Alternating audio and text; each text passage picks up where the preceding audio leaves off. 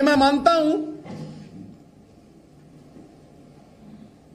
कि यह बड़ी सफाई से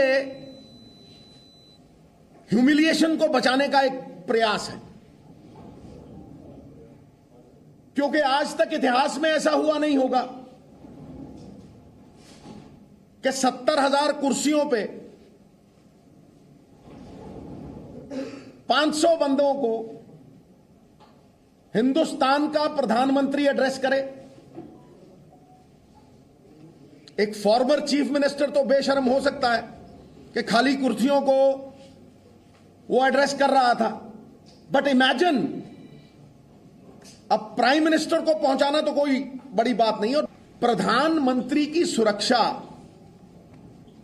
क्या पंजाब की पुलिस तक सीमित है? क्या उसमें आईबी, रॉ, सेंट्रल एजेंसीज, मैं किन किन के नाम लूं, हजारों लोग उसमें लगे होते।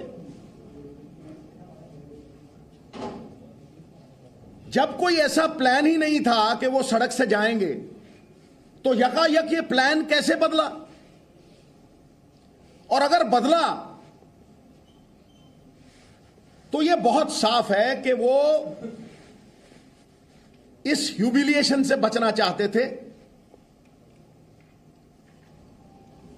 कि जो बीजेपी का complete failure, they were like a burst balloon, इस बात को अवॉइड करने के लिए उन्होंने ये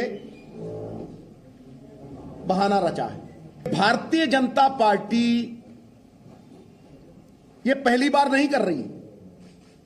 हमारा किसान साल 1.5 साल दिल्ली की ब्रूहों पे अपने हक मांगने के लिए खड़ा रहा। उसे ना तो एमएसपी की बढ़त मिली, आपने उसे कहा था कि इनकम को डबल कर दिए। वो इनकम डबल तो क्या करनी थी, जो उसके पल्ले था आपने वो भी छीन लिया। और वहां आपने हमारी पगड़ी, हमारे किसानों को, जिनकी सफलता को रोका नहीं जा सकता था, आतंकवादी का नाम दिया, खालिस्तानी का नाम दिया, और तो और आपने इन देवता स्वरूप किसानों को मवाली तक कहा, आंदोलन जीवी तक कहा। और अब आपको बताते हैं कांग्रेस क्या दावा कर रहे हैं और पीएम की सुरक्षा में चूक की हकीकत क्या है। तो सुरक्षा से षड्यंत्र फेल हो गया, पुलिस तंत्र पूरा फेल हो गया। दरअसल कांग्रेस का दावा इसमें यह है कि पीएम को जान का खतरा नहीं था। ये वो दावा कर, आपने कुछ देर पहले सिद्धू को भी सुना। रैली में दरअसल भीड़ नहीं थी, इसलिए ड्रामा किया गया।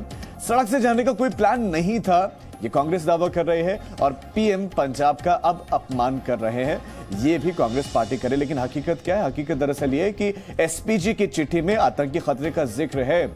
एसपीजी की जो चिट्ठी थी, एडीजी की चिट्ठी से पंजाब पुलिस के पोल खुल गए। और उसमें एडीजी की चिट्ठी में क्या क्या है? उस चिट्ठी में है सड़क मार्ग से भी जाने का प्लान था, सड़क प्लान से जाने का जिक्र है उसमें, यानी कि यहीं पर पोल खुल गए।